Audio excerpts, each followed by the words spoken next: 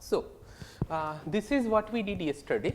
I have written it down in the board in advance, and now I am going to start today by describing the problem that we faced yesterday and try to convince you that this is indeed a problem about the updates into this cut set data structure being determined by the outcomes of the queries. Why is it a problem?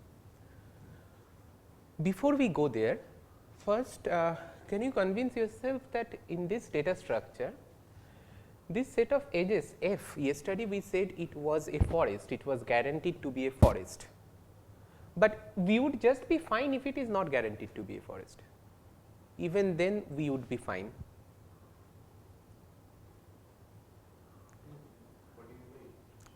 Okay. Yes. So, let me then describe what these queries mean, and I will just introduce this notation. Can I? Okay.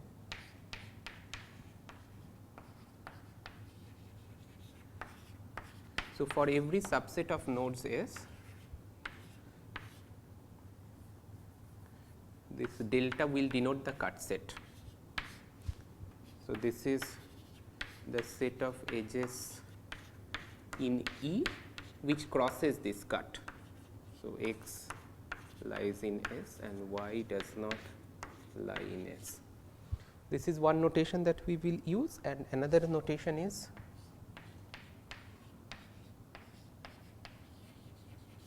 for every node V,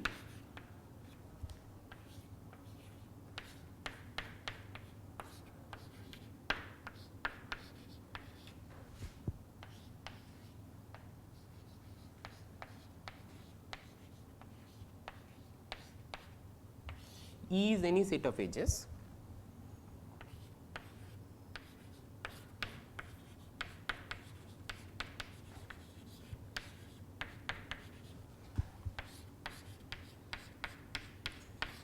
and by component here I mean a maximally connected component.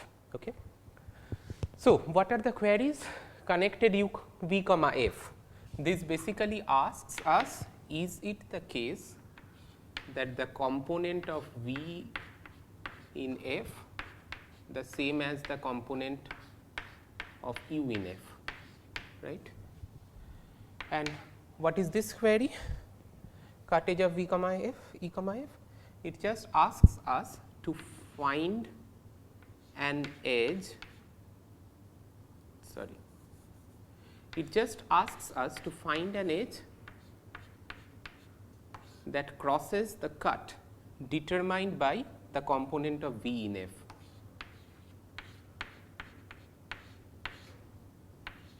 Is there an edge E? If yes, find me one.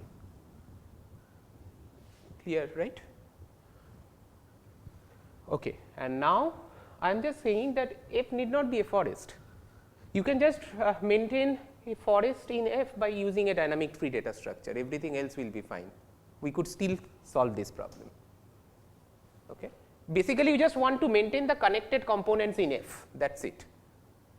If F is not a forest, if F is cyclic, I mean just maintain a dynamic tree data structure on F. I mean you can still maintain the connected components in F. You can just do exactly what we were doing yesterday and answer these cut edge queries.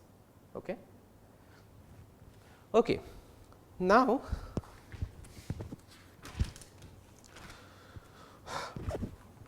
what was the problem? How was this data structure working?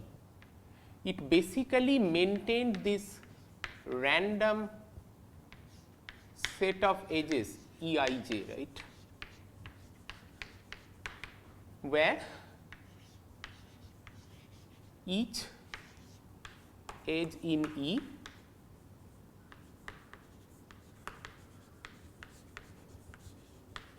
is included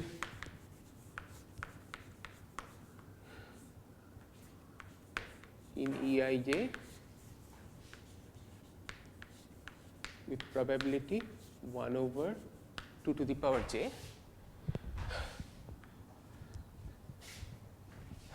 and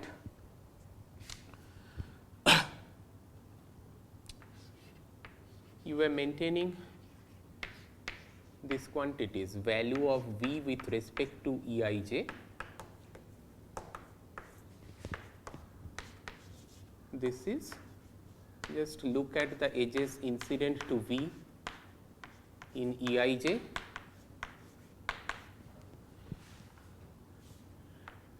Take their bit string representations and add them up, right. And finally, for every component in F, you are storing the sum of these values. So, look at of F.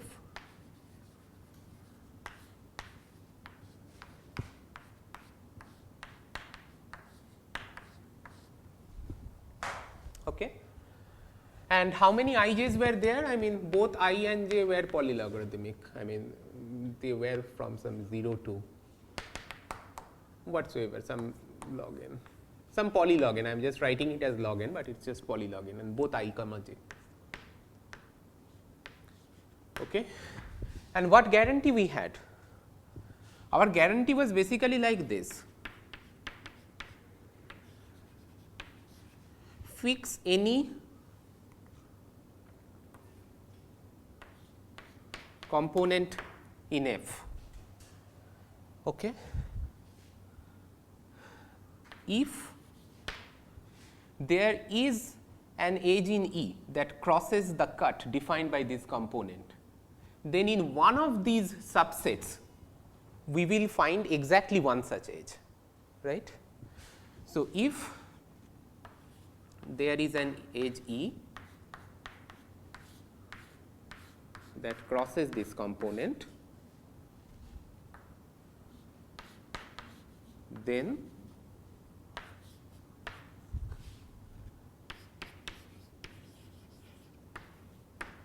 there is some I comma j such that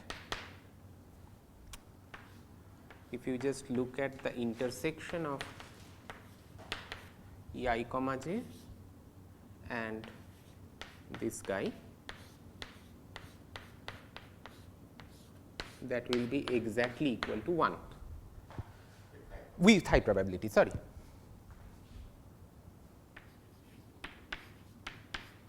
Okay, with high probability.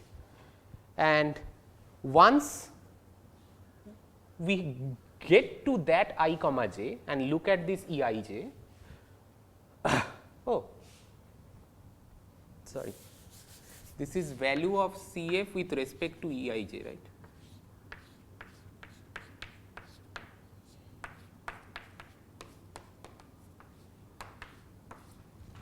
And let this be I prime j prime.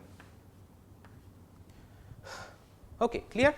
So, there is some I prime j prime which just captures exactly one such cut edge, and now we just check this value of C f at that I prime j prime, and we will just get back that particular edge. That was the guarantee. Okay. Now, you can think of this algorithm as follows. This algorithm has a collection of some random bits. Okay.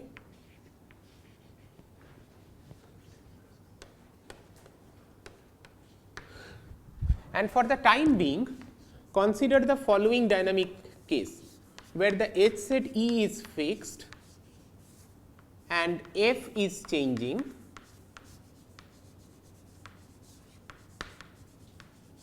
okay, and time step 1,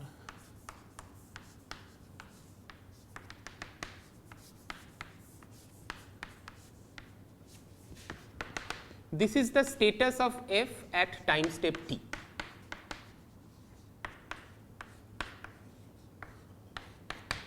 Okay. Now, in this setting, let us just consider this setting, okay, and I am just going to try to convince you that even in this setting there is a problem.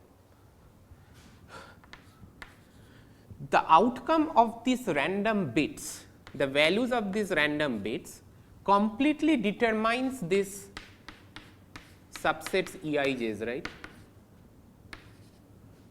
This completely determines this.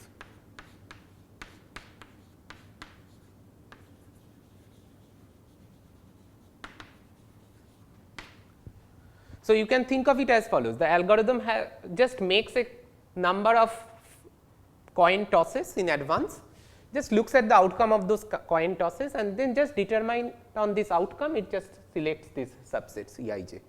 Are you convinced with this part? Okay. The question is, we must be in a setting where the claim is, it is good to be in a setting where if you change these random bits, this sequence of updates do not change. So, the sequence of updates in the forest does not depend on the random bits. So, this sequence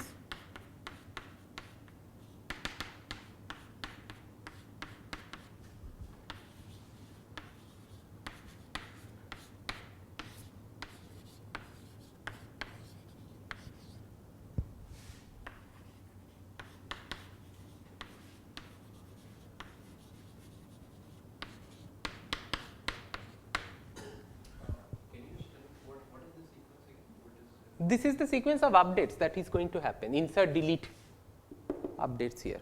So, why is E fixed? No, I am just considering a simple scenario, a simpler scenario to explain what is the problem. Then why is F changing? So, I don't understand. So, I thought E was the set of all edges in the graph, right? No, E and F were unrelated, right? Now you think, So, in this data structure, the way we defined it earlier was E and F were unrelated. So, E is fixed and your updates are Only on F. on your. Okay. So, let us just consider this simpler setting and try to understand what the problem is. Okay?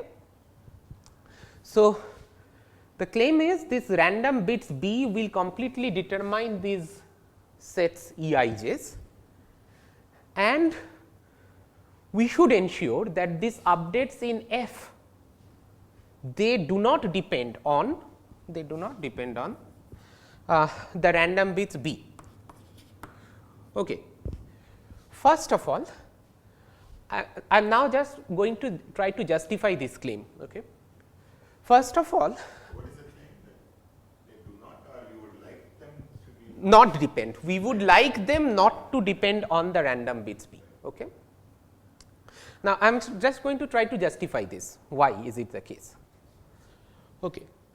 So, I am going to give you an instance where I can change this update sequence depending on the random bits B and completely destroy the accuracy of the algorithm. How? Okay. Just look here, okay, which part should I erase?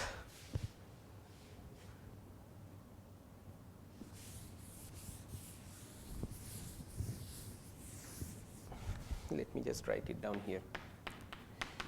E is fixed and we have this claim that B determines the Eij's. Okay. So, just look here and say that a subset S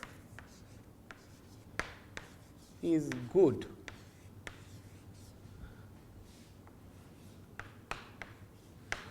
if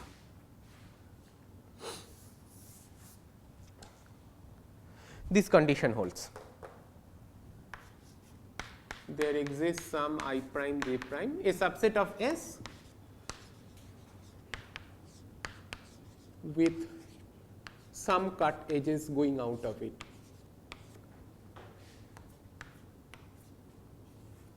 If there exists some I prime j prime such that if you just look at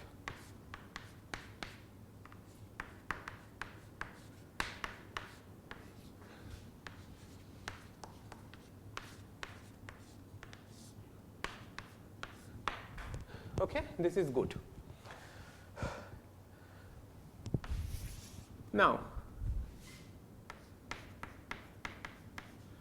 fix the outcome of the random bits B.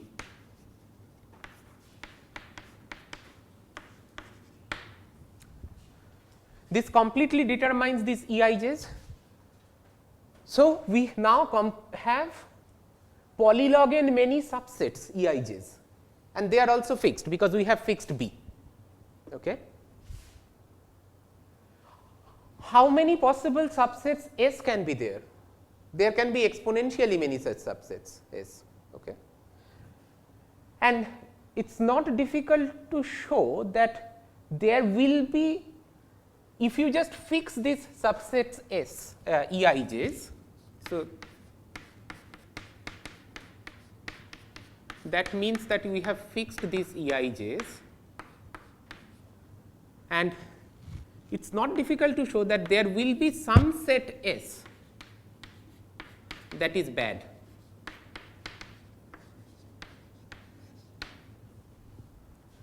So, just assume that this graph defined by the H sets E is connected. Okay. So, then for every subset S this condition holds, there is a cuttage, okay. And there are exponentially many such subsets that you can consider, but you have only polylog n many Eij's. And what you are asking is that for exponentially many such subsets, and there are very few such Eij's, right. For exponentially many such subsets, each of those subsets will be shattered exactly equal to 1 by one of these few sets. It is not difficult to show that there will be some subset which will be bad. Okay. Then what you can do is,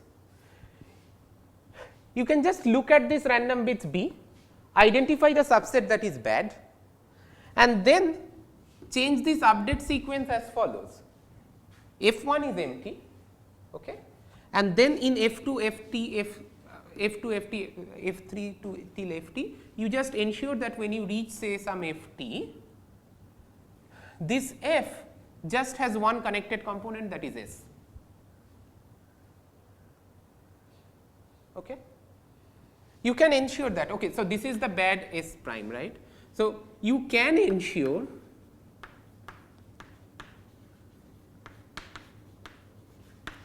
that this Ft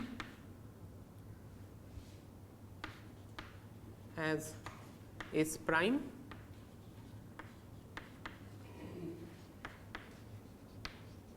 as a maximally connected component. One thing, Sam, but your proof also shows, right, that there are Eij's such that no subset will be bad. No, the proof does not show that. The proof shows fix a set S in advance, then with high probability that set S will be good.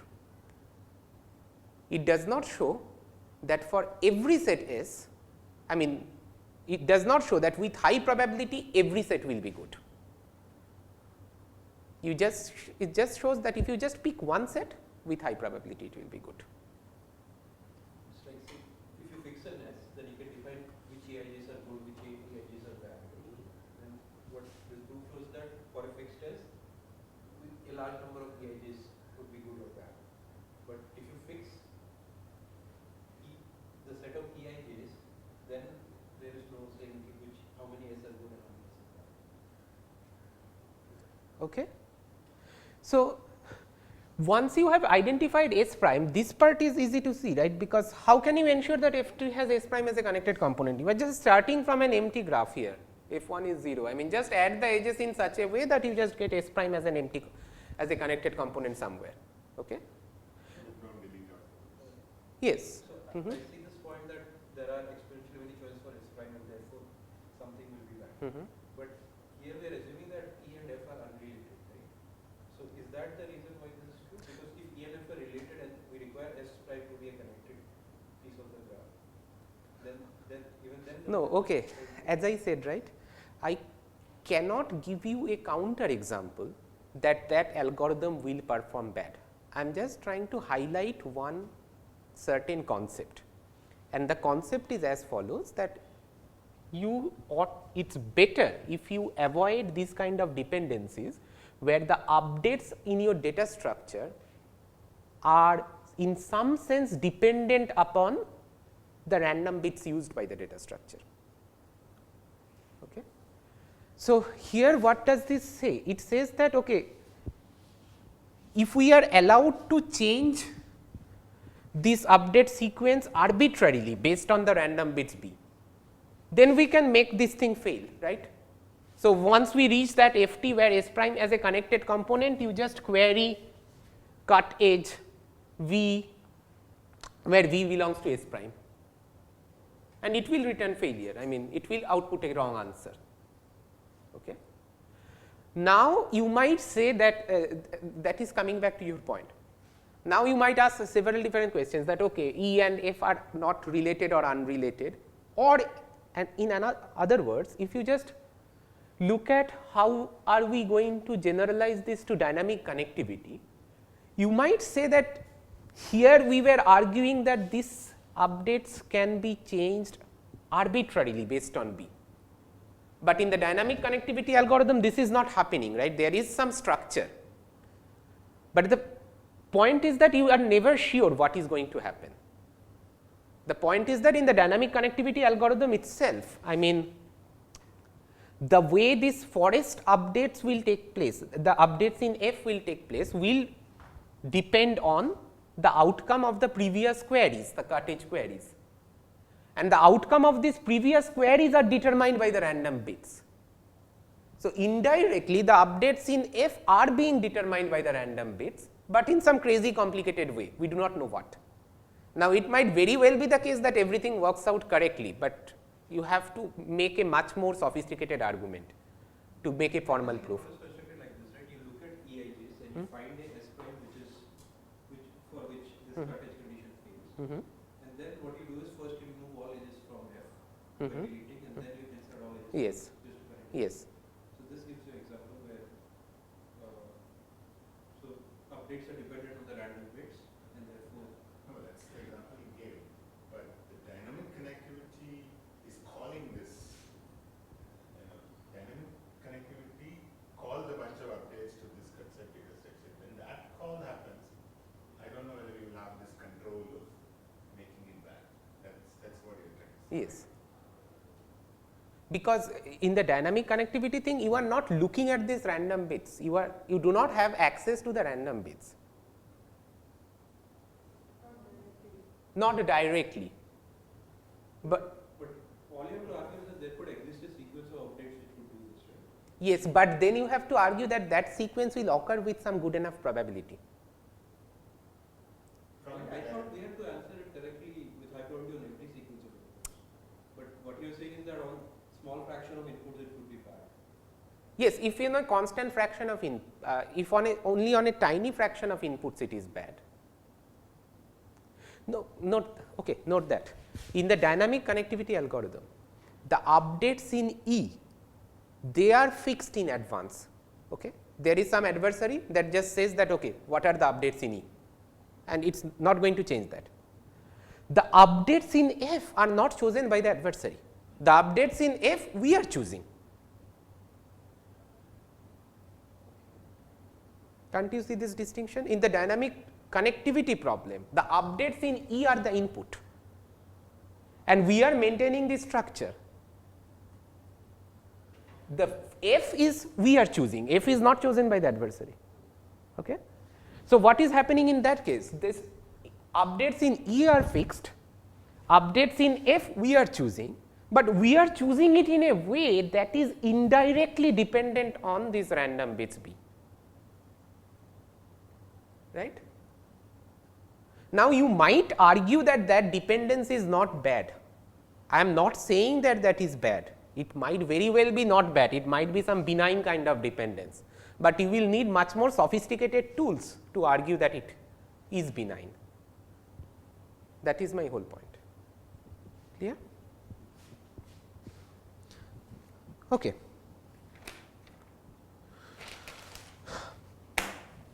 So, how to address this issue? recall first our first attempt at dynamic connectivity was when an edge in F gets deleted, we just first query delete E comma F and then makes this query to get a cut edge back and then insert it into F. This we are not allowed to do. We are not allowed to use the outcome of this query to insert into F. But I claim, I mean there is something more extended that you can do which will avoid this dependency. Okay.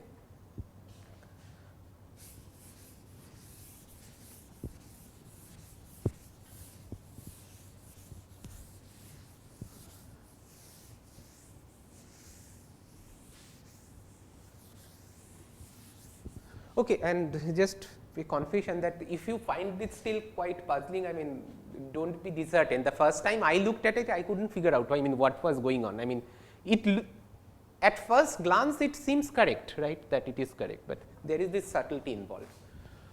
Okay. So, to get rid of these dependencies, we will use something that is called Boruvka's algorithm. You can find the reference in the paper.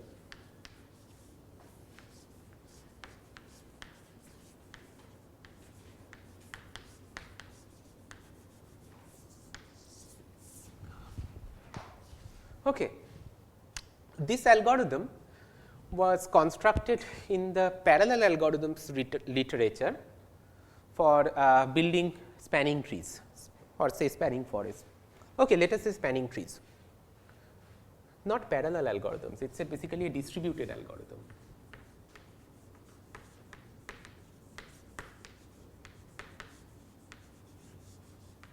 Okay. So, what is the distributed algorithms model, distributed graph algorithms model? I am not going to define it precisely, but the whole thing is that you cannot look at the global structure of the graph. Each node can only see the edges adjacent to it, and based on this information this node performs some local computation and it proceeds in multiple rounds. In round 1 every node performs some local computation, in round 2 based on what happened in round 1 something more happens, and after log n many rounds each node should decide which one of its adjacent edges or more are part of the spanning tree or not. So, intuitively is it clear what is going on? Okay. Now, how can you do that? Basically as before you will proceed in log n rounds. So, this is say round 0. In round 0 what you have? You have the components, you have a graph, you have a set of edges f 0 that is empty and these guys are the nodes. Okay. So, these are the nodes. Now, what happens? In round 1,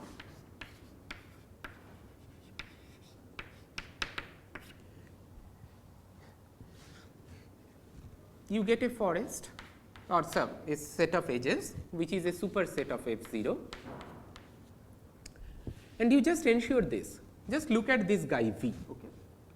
Either V was isolated in the original graph G, in which case it will just still remain as just one component in f 0, f 1. If it was not isolated, it must be that there were some edges going out of V, right. So, if it was not isolated, then what will happen is that this guy will get joined with at least some other guy and this will become one component. So, you have some super components in level 1. Okay. Why is that a forest?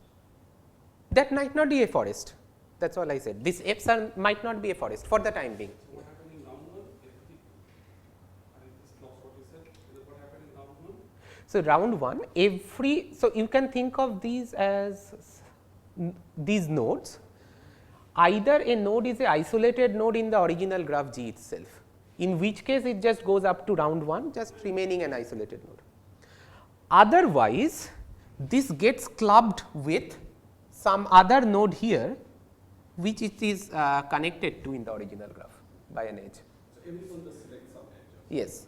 So for example, you might choose the same UV edge or you might Choose some other edge, okay. other edge. So in that component, you'll have more edges. Yes. So, it might happen like this, say V picks this U picks this W, so this is W.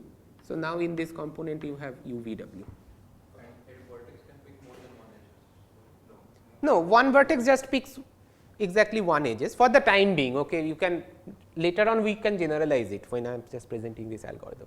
And okay, for the time being, let us just assume it is not only about the spanning tree, it is about building the connected components. Okay, what is going on? And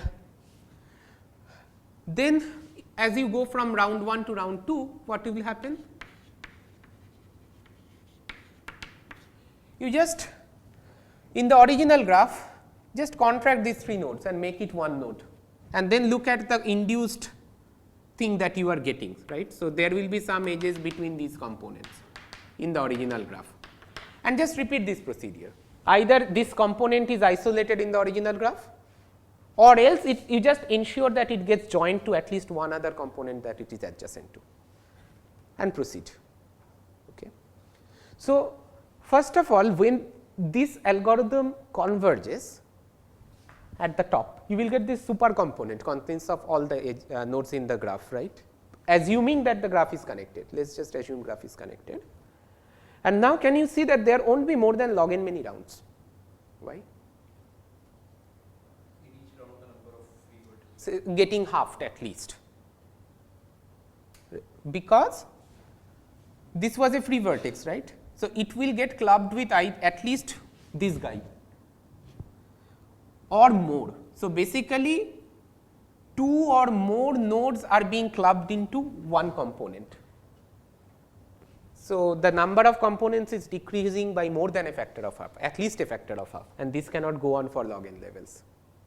So, this is just the algorithm. Okay.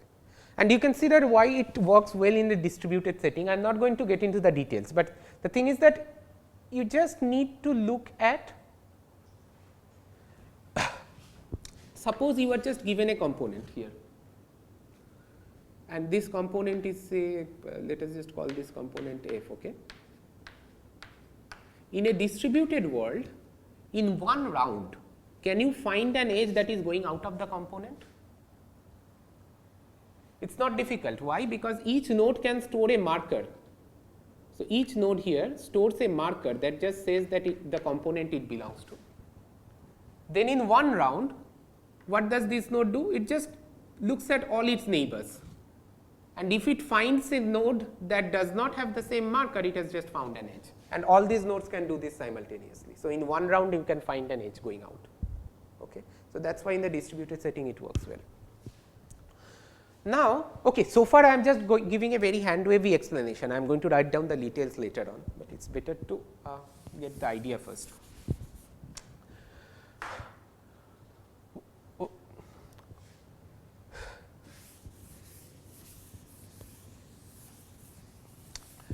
This Boruvka's algorithm will give you a tree or a forest if the original graph is not connected.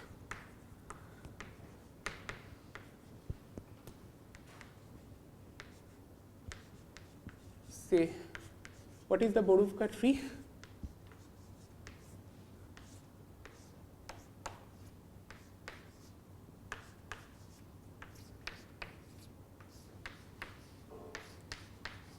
And so on. Okay. So, this is level L, L minus 1. So, at each level, each Boruvka node, let us call this a Boruvka node, is a connected component at that level, right. And now, if you just look at any level I, look at the nodes at that level, Boruvka nodes at that level. These are connected components and these are disjoint, these are edge disjoint. As you are going from level I to I plus 1, what happens is what happens is, I mean you are just clubbing some of these guys together and make a parent Boruvka node out of them.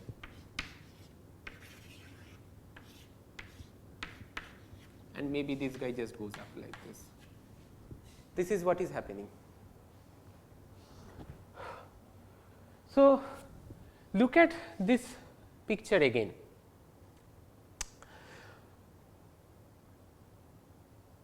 Suppose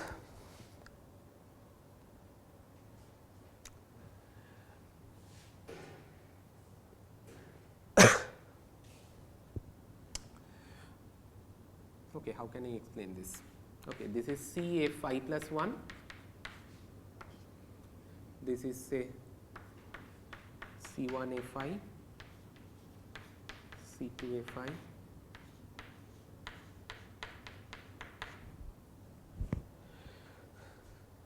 suppose a forest edge gets disconnected in the dynamic connectivity problem. So, we are maintaining this Boruvka tree. Okay. A forest edge gets disconnected and suppose here some edge gets disconnected. Okay. Then what will happen? This thing will split, this Boruvka node will split into two halves, and now you want to ask for a cut edge like this. Now, earlier what we were doing was we were making this cut edge query here and trying to find a cut edge, but that was bad because that was creating dependencies, because this next insert were dependent on the output of this query.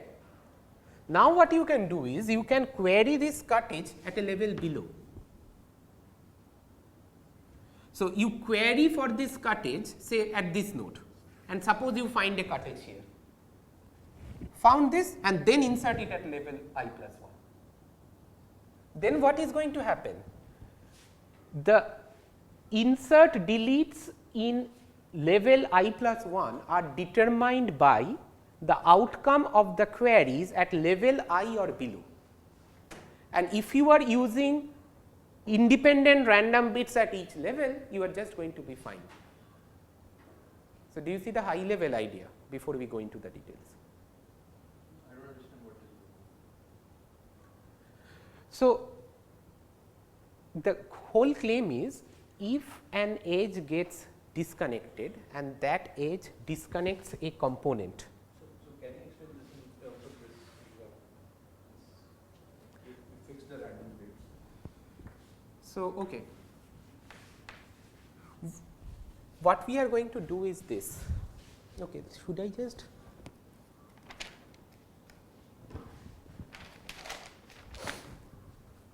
I just want to see the difference between these two scenarios. okay. Let me just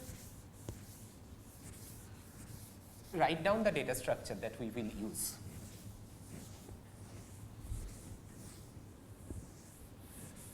Okay. So, we will be in this following setting.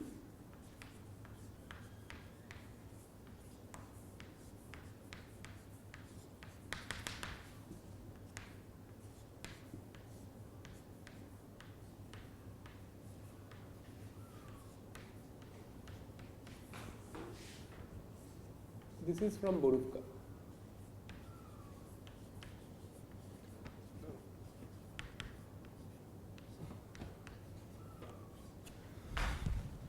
Then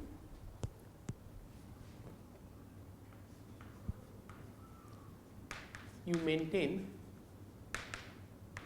the following data structures.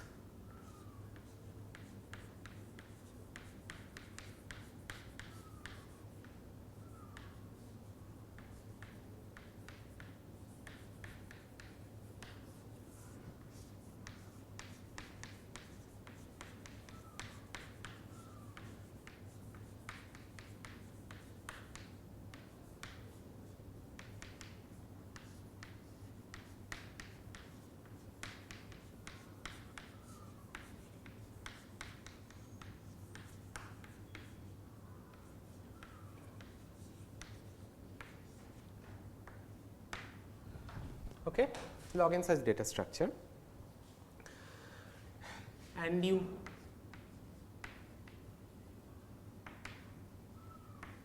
I am just calling it invariant 2 because I will describe invariant 1 later on. We will just ensure that this invariant holds.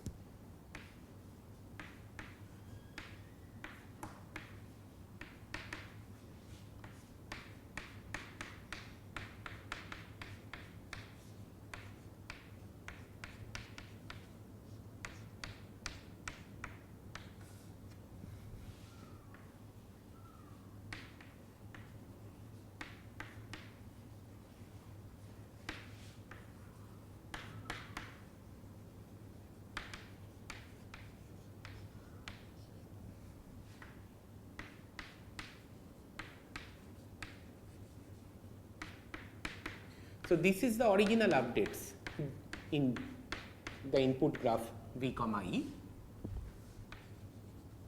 and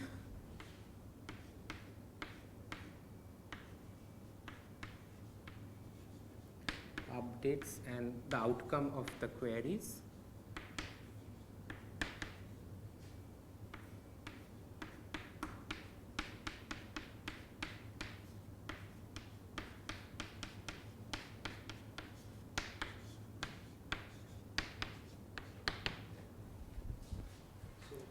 For update, you do it on all of them. sorry. Yes. So, the thing is that what is an original update? An update is just insert delete an edge in E. That will lead to a sequence of updates in these data structures, some sequence we will describe later on. However, the following property will be maintained. If you look at the sequence of forest FI updates that is occurring in cut set VE FI, they are being determined by the outcome of the queries from the levels below. Okay. And suppose we ensure that, then the previous problem is solved, right, because each level, each cut set VEFJ, this has its own source of random bits Bj. This is the random bits for this data structure.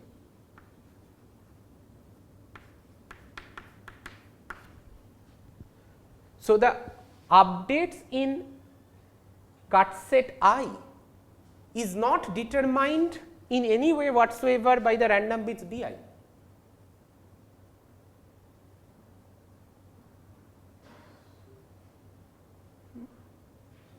thought in the earlier case the problem was we had only logarithmically many of EIJs, right? Now it's like log cube many EIJs. No, but it's okay. What we want that the updates in F will not depend on the random bits used by the data structure. Do you agree with this statement? Yes. That is what we want. In this case, updates in Fi, do they depend on the random bits used by this data structure? No, that's like various states. Right? Then that problem is solved. This is the part I don't see why. So why can't that? Okay, how can I explain this then? The point was that the updates in F should not depend on the random bits used. The updates in F can come from some different source of randomness. You do not care. It just should not depend on the source of randomness used by your data structure.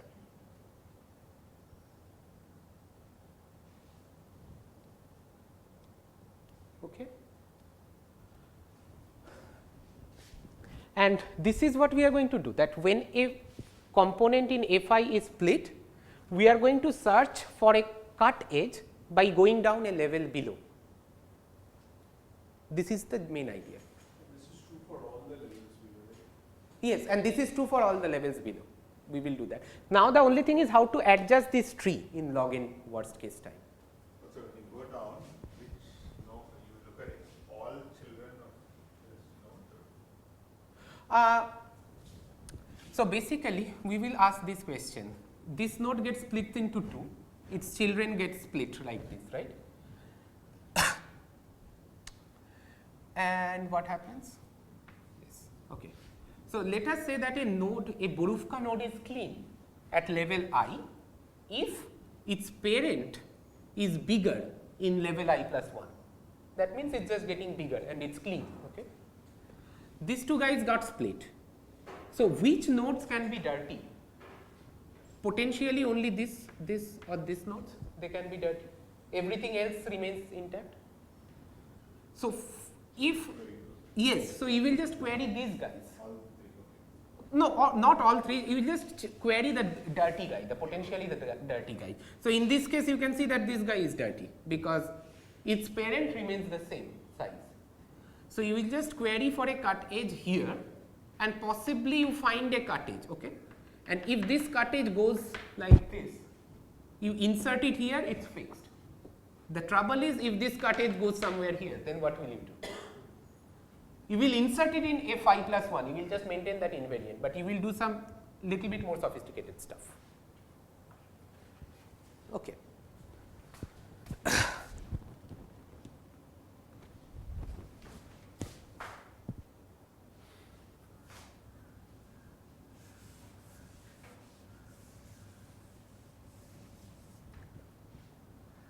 And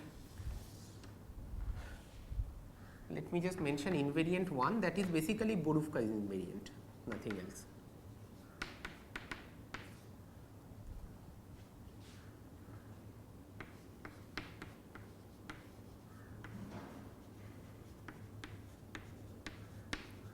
If you just look at a component in Fi, it has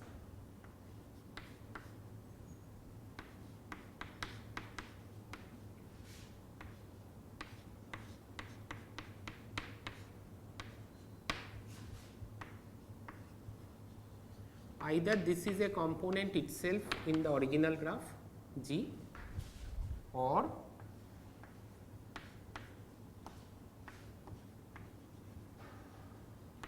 if you look at the parent of this component in the Boruvka tree, its size is strictly larger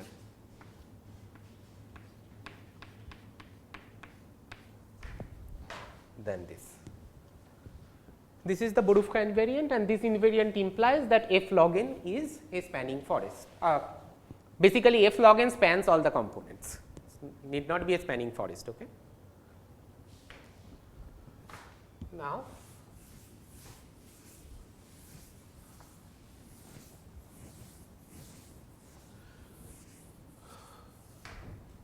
the algorithm.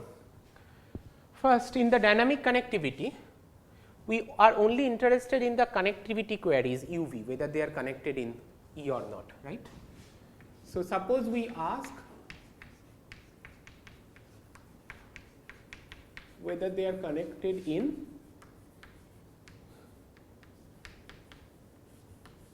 how will you answer this query? Sorry, so if CFI is a component by itself, and what happens to its parent? It just remains the parent. It's a root. No, it just goes up. So, basically this will, yeah. So, if the original graph is connected, case 1 will not occur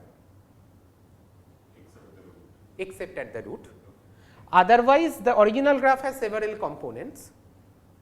They will all be roots. Yes, they will all be roots. The only thing is that just for convenience, I am just assuming if you get such a root component at a level below log n, okay, you just make a chain till log n. That is what I am saying. Okay. So, the question is, now we are back at the dynamic connectivity problem. For the dynamic connectivity problem, the updates are only in E and the queries are only in E. We will maintain these log n different data structures satisfying these two invariants. How are we going to answer the connectivity query UV E? And the FIs are the forests. No, the FIs can be general graphs. For the dynamic connectivity, the FIs we maintain will be the spanning forest with UI. No. So, I am confused here. By the FI you are referring to these FIs? Yes.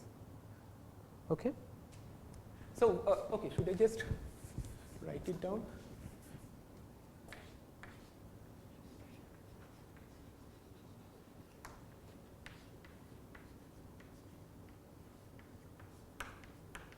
Dynamic connectivity will just say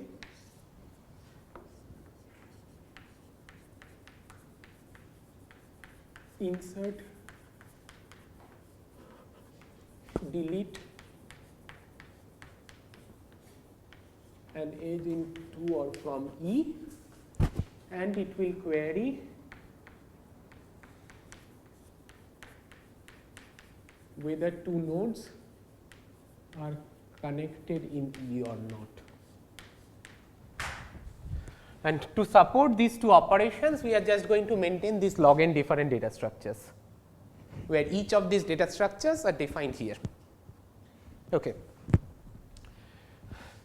Now, as I said, these FIs need not be acyclic, these FIs can be cyclic, but if you look at the paper, they are just ensuring that the FIs are Forest. But I thought it is a little bit easier to see how they are updating this Boruvka tree if these FIs can be cyclic. So, I am just giving a different interpretation. Okay. Now, the first easy thing first, this query, how are you going to answer this query by looking at these data structures?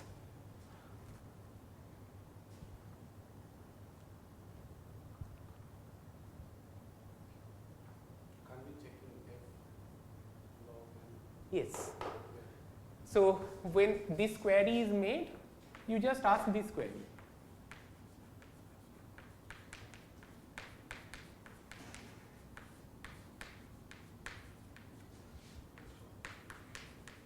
In the data structure,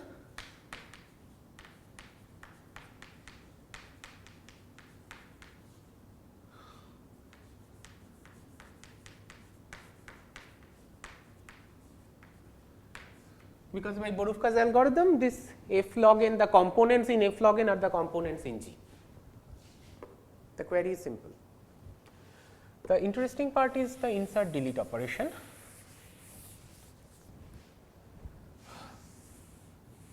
I am just going to use this.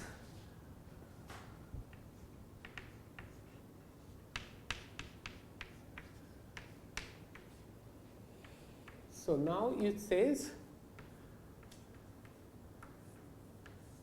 insert UV. This is the original query. Let us say, sorry, original update in G.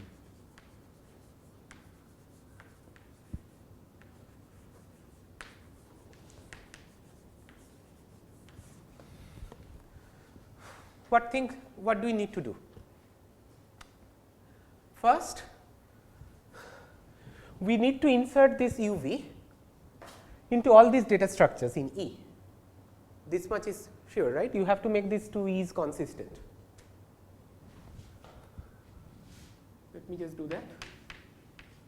For I equal to 0 to log n, insert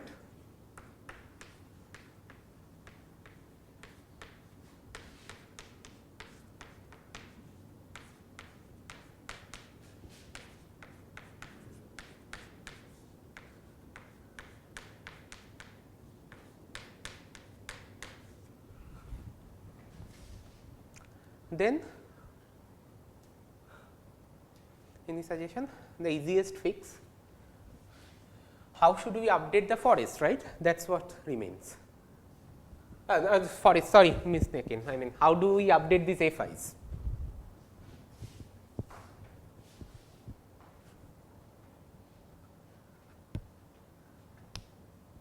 Anyone? Wherever it is supposed to be a cut edge, sorry, wherever it is an internal edge, so there we have to insert it. Wherever it is an internal edge, it's the other way around, right? Wherever it is a cut. The first level where Ex- it's not the edge. Exactly. connects to component. Exactly. So, basically you need to check at f log n first. You check at f log n and you find that u and v are in the same component in f log n.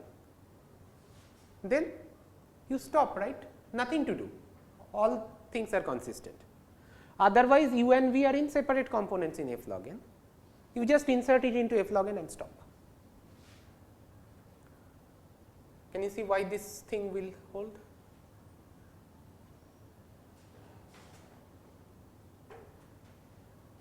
So you're saying that if there is the same component of f log n, we need to do it. Yes. But then, how do you remember the fact that UV? Okay, yeah, you don't have to. Right.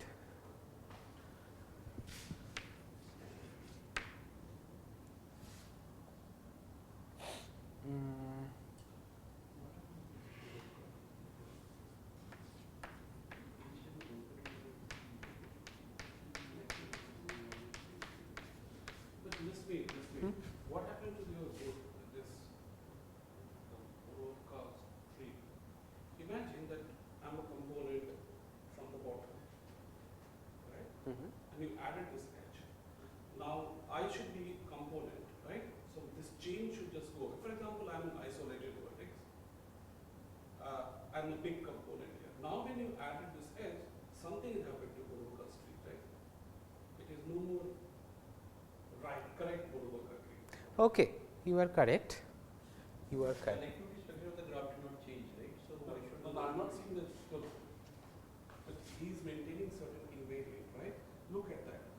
Each component CFI has either this or this, and that is with respect to the current set of E. Right. Okay. Correct.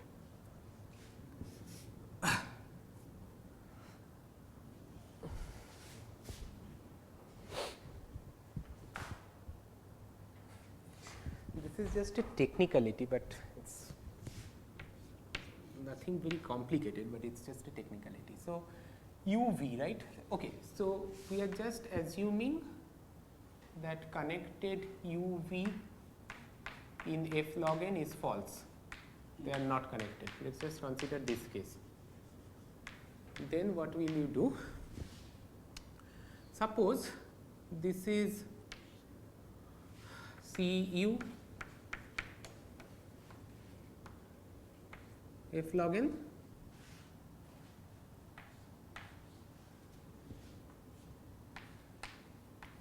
Cv f log n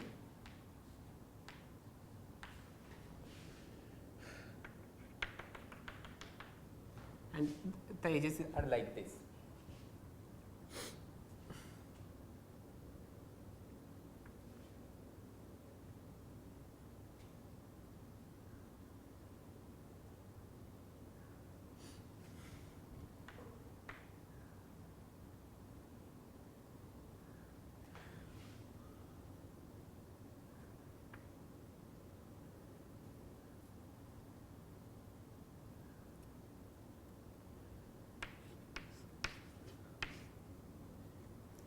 What can happen is, let us just consider the general case, I mean one case, the case that Saket was mentioning. You have a chain like this for some time and then only it got split.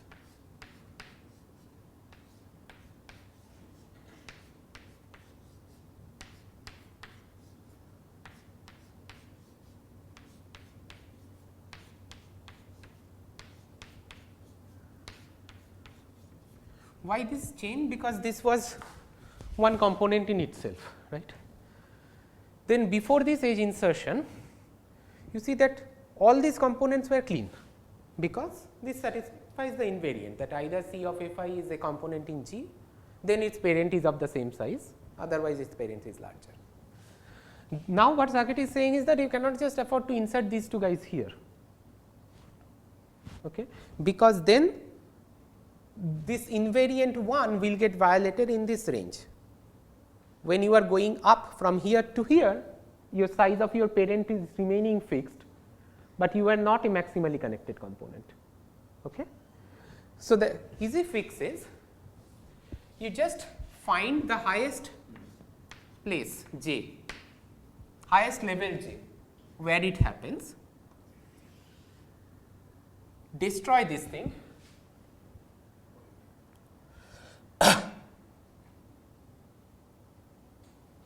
and look at the Boruvka node in level j where u belongs to. This is level j, okay? This is still level j. U belongs to. Just insert this edge here.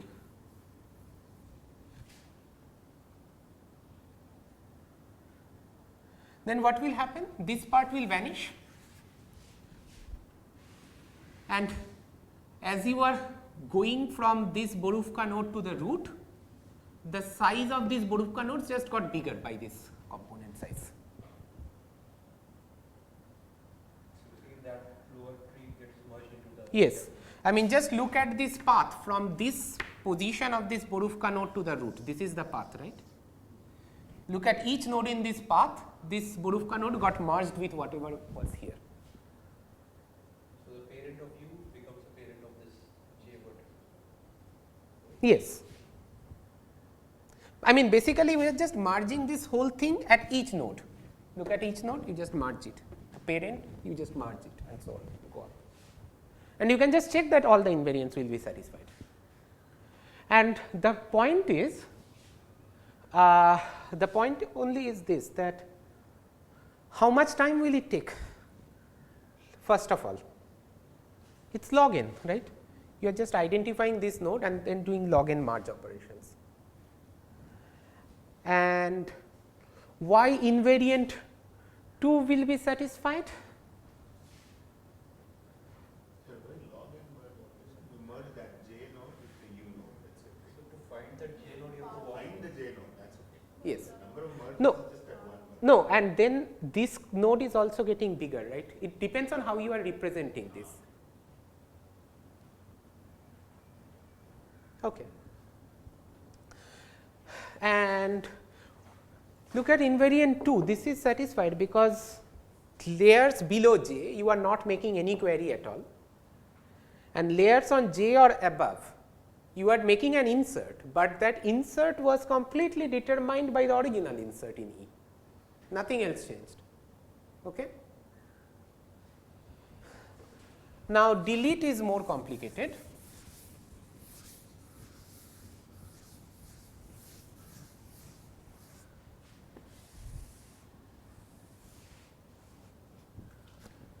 Let me do this delete.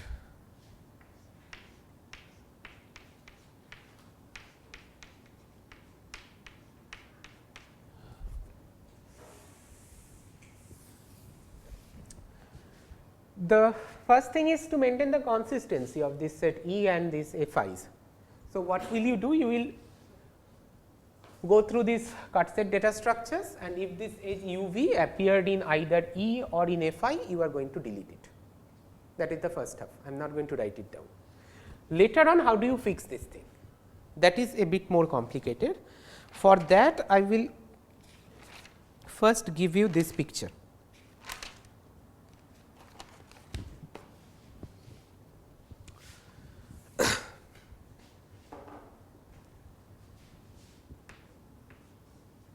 This is level L.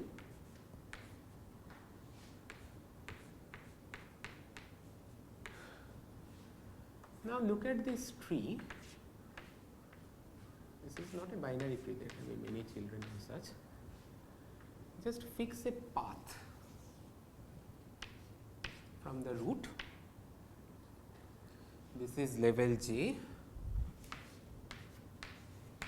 Let us call this C of Fj. Now, I am introducing this notation, right? A node is clean if it satisfies, a Boruvka node is clean if it satisfies invariant 1. Now, I am saying that in this Boruvka tree, the nodes in this path are unchecked. So, unchecked means they might or might not be clean.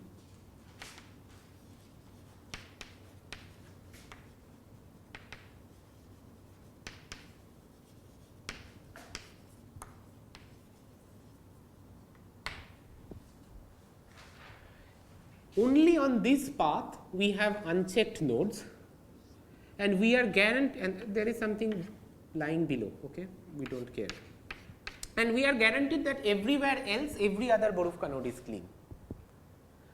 Now, how are we going to ensure that the whole Boruvka tree becomes clean again? We are first going to consider this problem. How are we going to ensure this in log n time, polylog n time, ensuring invariant 1 and invariant 2? So this path is usually all the Boruvka nodes which contain this HUV. No, I am not talking about this delete UV at all for the time being, because I am just going to give you the high level idea. You will observe that after you make this E and Fi's consistent, what will occur is that in this Boruvka structure, there will be at most 2 paths which are unchecked, and everywhere else it is clean, because at some point some Boruvka node will get split into 2 halves, and then you just follow the path down them. That is the point. Okay. So, I am just going to consider this easier case first, that in this Boruvka structure you just have only one unchecked path. Forget about UV for the time being. Let me just erase this part so that there is no confusion. So, this path is unchecked.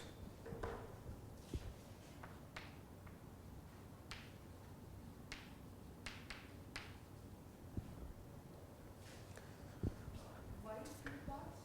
There should be one part which is bifurcating at the last level, right? No, it might get bifurcated at the top level. This is the path you were saying that this is the paths on this cut set data structures through which we are looking to find the UVAs, right? So, if the edge UV gets disconnected, suppose that edge UV was at level j, it might very well be the case that even after you delete that edge at level j, that Boruvka node stays a component, right, because these Fj's are not necessarily a forest. Otherwise, what will happen is you just follow the path from that guy to the root, and at some Boruvka node you see that this guy splits into a component, 2 components. So, basically in level j, I am now just superimposing on this picture, this UV, this edge got added on level j, this was the Boruvka node. If here itself it stays in the same component, you do not need to do anything. Otherwise, what you will find is, you just look at this path, at the top you are at the same component,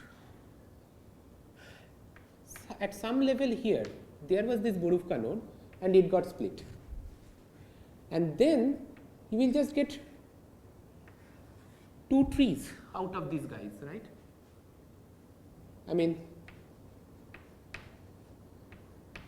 2 trees, one tree here will lead you to U, the other tree here will lead you to B, and you just need to then consider these 2 unchecked paths. Okay. It is not a detailed proof, but just a mental picture. So, now instead of considering 2 unchecked paths, I am just considering 1 unchecked path. So, what I am going to do is, I am going to show you that 1 unchecked path can be fixed. You can then figure it out how to fix 2 unchecked paths. And I am going to show you that actually we will have 2 unchecked paths after this deletion. I mean, these 2 things I am going to show you. Oh.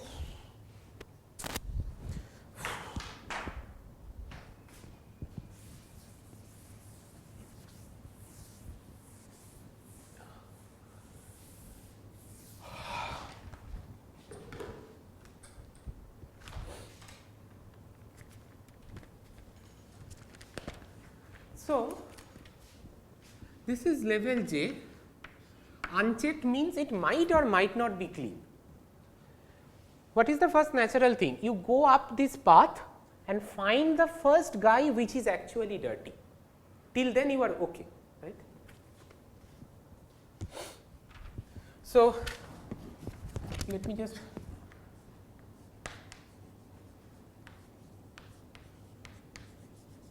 write this subroutine. Handle unchecked, and the input is, we are given a node V that lies inside this CFJ. The component CFJ. Okay. So, you start by setting k to be j, and then you say that okay, while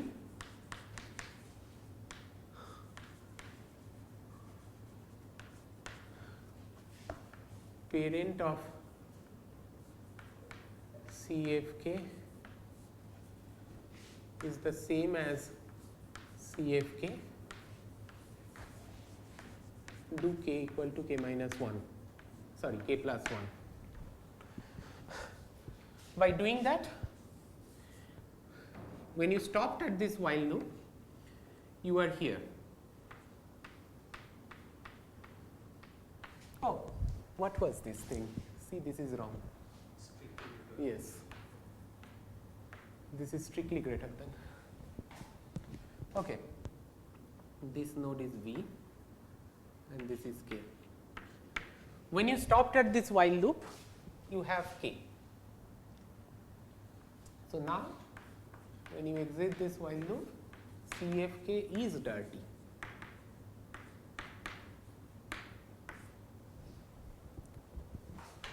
What will you do? That means the parent of CFK, so this is CFK,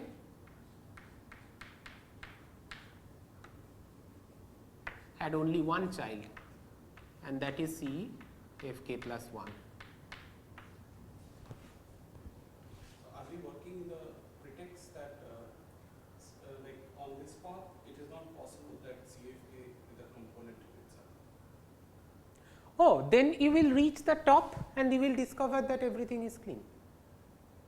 If CFK is a component, okay, I have not included that in the pseudocode. Okay. If CFK, you exit this while loop and then you just check from CFK to CFL whether it is a component in itself. Okay. Then it is also clean, otherwise it is dirty. And now how are you going to fix this? Any suggestion?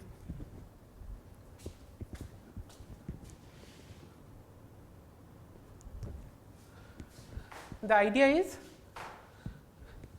just query for a cartridge here. So, let WV be the answer of this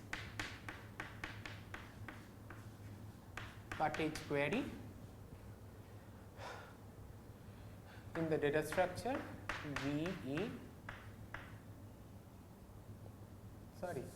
cartridge query with respect to V in Fk in the data structure cut set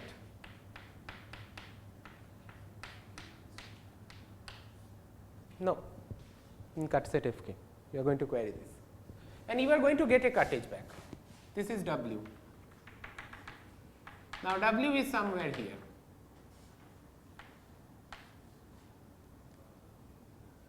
This is W. Let us say this is CW of Fk.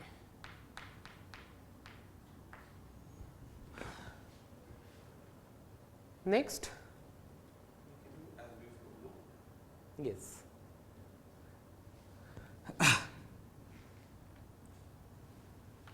Basically, you can just merge this CW Fk to this guy in Fk plus 1. So, when you go to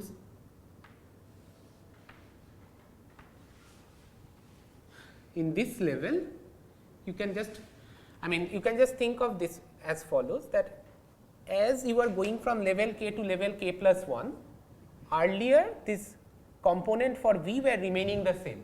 Now this component for V just get merged with CW of k. So what happens to the parent? They get this thing as a child. So from this point onwards, these two things will be merged. So there were these two paths, right? Paths from will get merged. So, so this, why do we not just delete everything and let that path take care of everything else? Because now you cannot have the same component being child of two people, right? No, here is, no, what you were saying, which path? Look at this component and look at this CW, right? CW, Now, this guy has its own parent, Yes, which is not CFK plus 1, yes, right? So now, if I just think of this guy CW and this the component this V as one component, suppose at this point. yes. Now this guy has become child of two people in his previous, in higher node. So either you destroy one path or you have to do So I something. thought he said that. you Merge merge these the two parent. paths. That's what I said. So merge the parent of CW Yes. with CFK plus 1. Yes. Then go one level up, again merge them. So just look at these two paths. By merging the two paths, I mean start from level k plus 1. Okay? Just look at these two nodes. Just combine them. Go to level k plus 2, look at these two nodes, just combine them.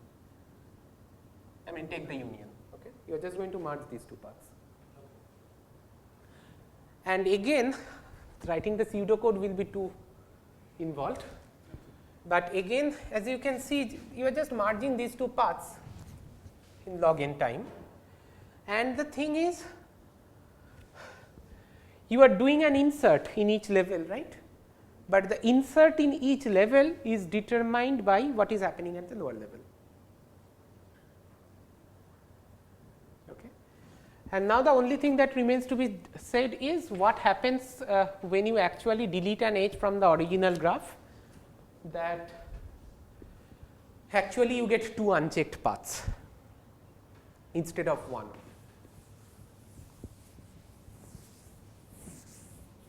I am just going to illustrate this using a picture and go into the details. So,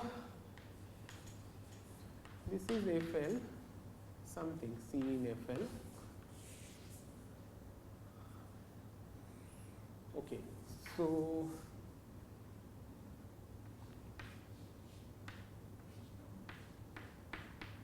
C in Fj, and you deleted, you were asked to delete this edge uv from E, and you notice that Fj is the first F where uv became part of. J is the lowest level. Yes, J is the lowest level. So, J you can think of it as arg min I such that uv is part of Fi. Just look at this path. So, what we are considering now? What are we considering now? We are just considering the scenario when you delete this edge uv from all these Fi's. What is going to happen? What this Boruvka tree is going to look like? So, of course, below this level j, you do not have to worry about anything, everything is fine. At this level, here was uv, you delete this guy and you notice that this component did not split. If this component did not split, then this whole path is also not, no component in this path is split, right, because the components are only getting bigger, the number of edges are getting bigger. In general, what you will see is, if you are traversing from the root, till some point everything will be fine, but then there will be some level k in general, where you was this C of Vk, and U, V both were here, and this Boruvka node now gets split because of this deletion. Now, you can just try to visualize what will go on. How will this tree change? I mean, the tree will change just as follows. I mean, this guy is going to get split into two halves. So, this was his parent. So, say this was x, right? So, now from x, you are going to have this two child, and then the children of this CFK are also going to get split into two halves. So, earlier there were 1, 2, 3, 4. So, maybe 1 and 2 goes here, 3 and 4 goes here. And you traverse down the route, traverse down this path. At this level j, you will have one component now, one new component C star that contains u of fj, and another component here C star v that contains fj. And you only need to worry about this is one path that is unchecked, and this is one path that is unchecked. You need to fix that. And what you will do is an immediate generalization of what you did here. I mean, you just try to fix this path first. Once you have fixed this path, just go ahead to this path and fix this. Whew, okay, so that is it. And so, what is the main message? The main message is, using this cut set data structure, it has this nice trick that you just sample the edges and then store the edge IDs, the sum of the edge IDs at each node. Then just by looking at the sum of the IDs at a tree, you can quickly find a cross edge. But this gives you this cut set data structure. The problem is that if you want to apply it directly to dynamic connectivity, then you need to address these dependencies, that the updates in the data structure cannot be determined by the outcome of its queries.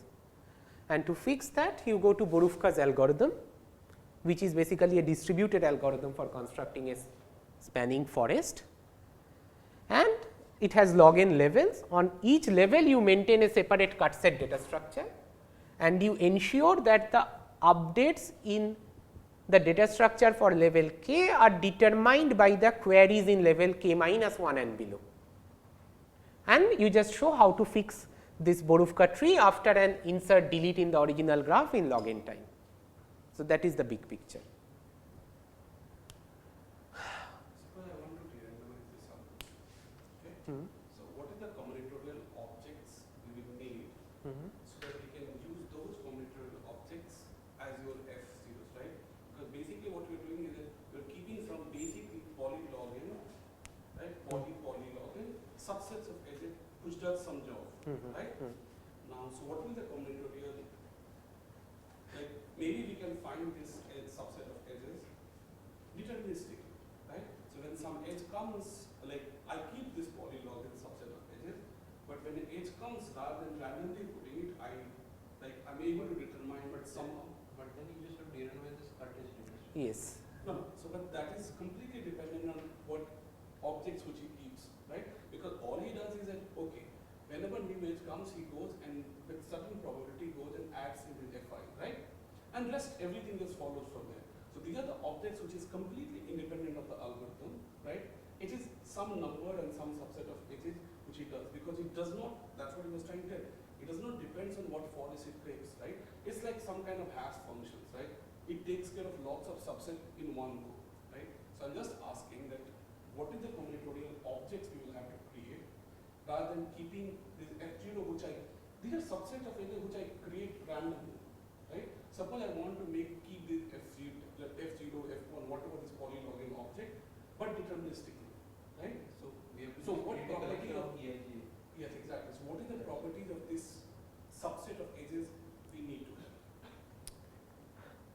So, I think this is going to be a very big open problem, because this subset of EIJs, what it is doing, it's also called a sketch in the streaming algorithms literature. It's a very specific form of a sketch. So, you are given a dynamic stream of updates, insert and delete, and you want to, okay. So, but what I am answering, okay, I am answering your question assuming you want to de-randomize the cut set data structure. De-randomizing the cut set data structure will mean the following thing. I am going to present it in the next class. Okay, let me just tell you what a sketch is, and we will continue next class. So, look at these value fields, look at just this cut set data structure, okay.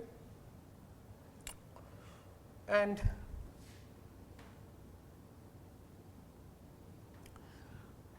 suppose, look at this value,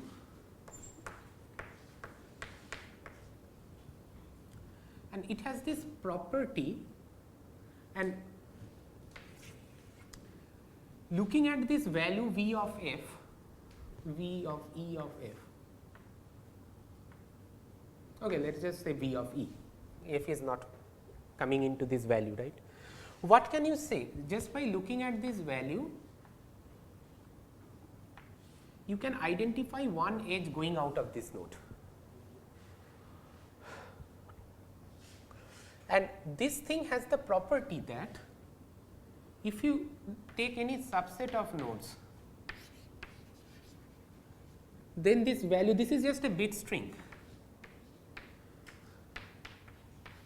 This is just a linear combination of these values.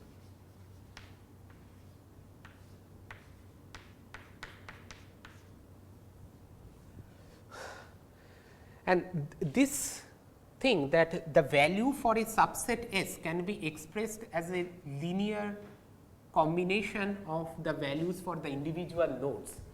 This is extremely crucial. We are using it in a very crucial manner in the cut set data structure, because we are storing this in the ET trees and so on. Now, in the streaming literature, whenever you have a property, what is this? This is just a function, right? It takes as input a set of edges E and just output something, some bit string for this node V.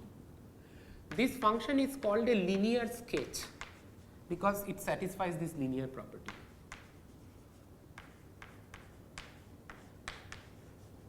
And now suppose I am just being very hand wavy here. The beauty of this linear sketch is as follows. You can try to design sketches for different properties. For example, you might want to say that you just want to keep a randomly sampled edge incident to a node V. I can just give you this as a separate problem, right. The graph is changing dynamically. For each node V, you need to keep one edge that is picked uniformly at random at each step. How are you going to do that?